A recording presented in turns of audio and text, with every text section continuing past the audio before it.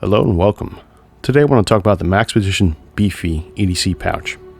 I've been using Maxpedition gear for over 10 years, and I've been using this Beefy pouch for over 10 years as well. And it's a hardy, rugged, big-sized EDC pouch which you can pack out to a variety of different specifications.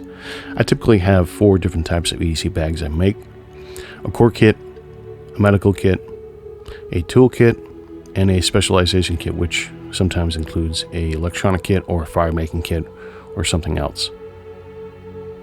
This was sent out for review by Maxpedition, so I want to thank them for sending it out for review.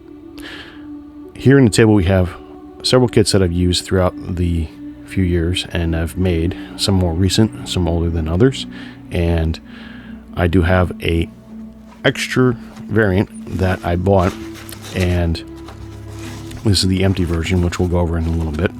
But we can see here from left to right here, I have the oldest EDC pouch that I have bought from Maxpedition. You can tell by the logo it's a little bit older. They're all Maxpedition Beefy variants.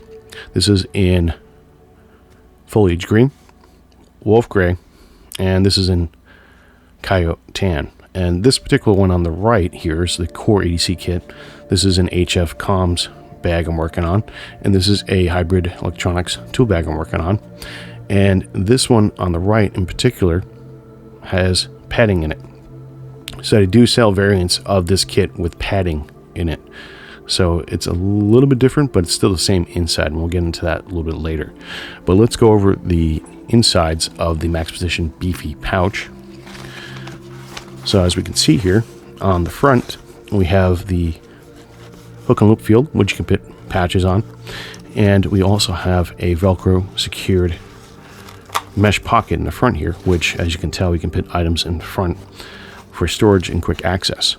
Now this has YKK zippers on it, and these paracord pulls, which allow you to grab the zippers and pull them and close them very easily. The stitching on the spine is excellent. It's double stitched here. Then on the back we have the Molly Pals webbing, which is great for attaching to bags that you have or attaching other bags to this bag. The grab handle here is excellent design. It's a piece of webbing plus these box stitched attachment points, which are excellent for a rugged handle. These bags have been able to handle about 4 to 7 pounds of gear in them that I've noticed in my setups, and they function very well. The denier material is good at being weatherproofed for the first year or so, and it kind of wears off, but it's also good for keeping dirt and grime out of the bag and just resistant to wear and tear. And then the sides here, there's nothing much else to speak about other than the double stitching, which is very good. It holds items in there even when the bags are bursting at the brims, which my bags are. So that is the outside of the Beefy. Let's get inside of here and take a look. So the inside is efficient and simple, which is good because it keeps things simple sometimes, and that's an important thing to remember with these kind of bags. Now, I'm not a simple person, but this forces you to think about how to play Tetris in your bag, so to speak. Now, we do have some weatherproofing chemical spray here. As you can tell on the inside here, it's permeated in the material. We can see the D-ring lanyard holder, and also another lanyard holder here with paracord, so you have an option to attach your keys to either part. We have a back pocket here, which goes to the entire gamut of this side on the left. We have 3 main webs here, plus 6 smaller ones here, and they're sewn very good, and they're very strong elastic. And the material is pretty good as well. It's pretty tough material on the inside as well. Then on the right side here, we have this zippered pocket here, which you can unzipper and put stuff into a pocket that runs the entire gamut of the piece here. And then we also have 2 big webbings and then 4 smaller ones here in a horizontal fashion. And then in the spine here, we do have a big webbing arrangement here as well. So this allows you to really customize the inside of your Maxpedition bag.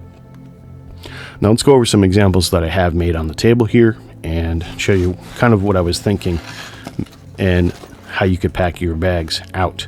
So I'm going to get rid of some of these off the table so we have some room to show.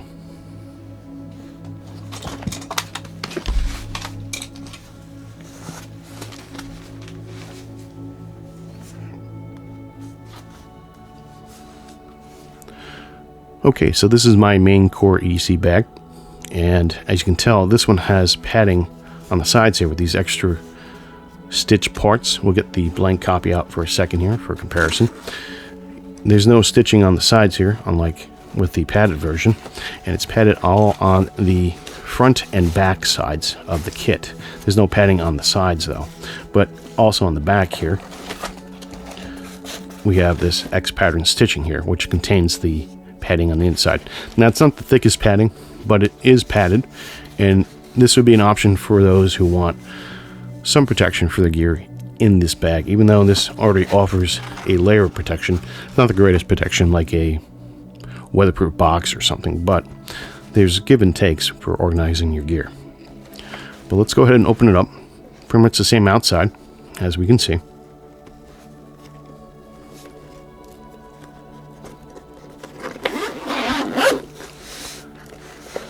So this is the contents of my first EDC kit transferred over to this version, and it's not the most organized kit, but as you can tell, it offers a large variety of customization. In this one, I have a variety of different multi-tools, survival kit items, and flashlights, everyday items that I would use, pens particularly, cutting tools, scissors, things like that. I have backup money, I have filtration, I have TP in there when I'm in the woods.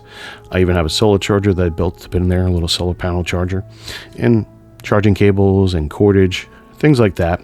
And on the inside, it's the same organization. We remember on the left, we had the 6 rows of small webbing and 3 rows of big webbing. The big giant pocket, once again, goes down into here. We're using the D-ring attachment point for the full tang knife and a couple other components, a small pair of scissors in there. I have a lighter in there, water filtration. Very able to pick out something in the front here, use it, put it back in.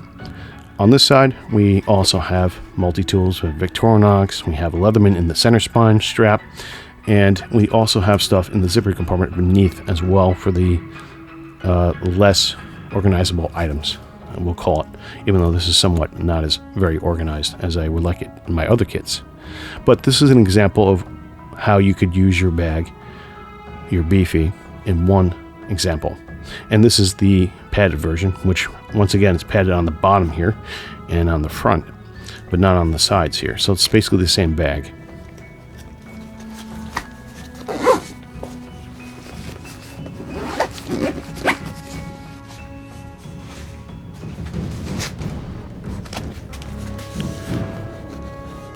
Next up is the hybrid tool bag that I'm working on, the electronics tool bag, and we'll go over it briefly. On the outside, I do have a writing pad and some gloves and cleaning materials. And then on the inside, in this particular one, I have several different multi-tools of different calibers. So I have a Leatherman Wave here. I have a smaller type of scissor one here. And then I have flashlights, WD-40, duct tape, a bit kit underneath, WeHa bit kit. I have a full-sized butane lighter, or a butane torch, if you will, or a soldering iron. And then underneath it is also a small voltmeter. Then on this side, I have a couple of Nimbix pliers, Cobra pliers, flathead pliers. I have Leatherman ratchet. I have another 7-Eleven ratchet in there, some Sonoto pliers. You get the idea. And in this pocket is an electronic screwdriver, plus a few other bit items. So this is a toolkit that I'm working on. I'm not ready to show it off yet, but it's a work in progress, and this is another way you can organize the kit here.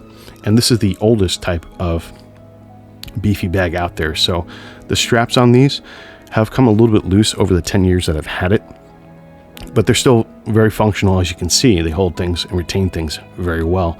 So the elasticity of these straps are still holding up after so long of a time. So if you're curious about how long these things last, this is one example. In this bag, I've seen many uses as not only a toolkit, but as my first core EDC kit.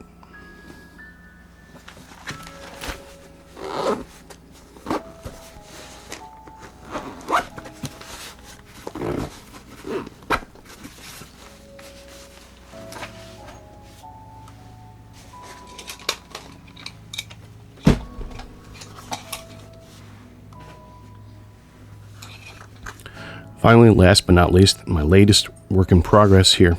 This is a HF VHF, UHF digital comms kit that I'm working on. And this particular model I've pushed to the limit in terms of packing items inside of it. And you probably won't believe the amount of crap that I put in this bag, but it's really amazing the engineering design of this pouch, the platform, what it allows you to do. We'll start with the outside really briefly. I just have this auto tuner that I made at home. This is a 49-to-1 auto transformer. Basically what it does for the non-ham radio people is that it allows me to get on the shortwave bands or the HF bands rather efficiently and attach a wire to this wing nut and a cable to this side and just feed a wire from the end of here and talk on the airwaves very effectively. And then I have a speaker mic on the outside.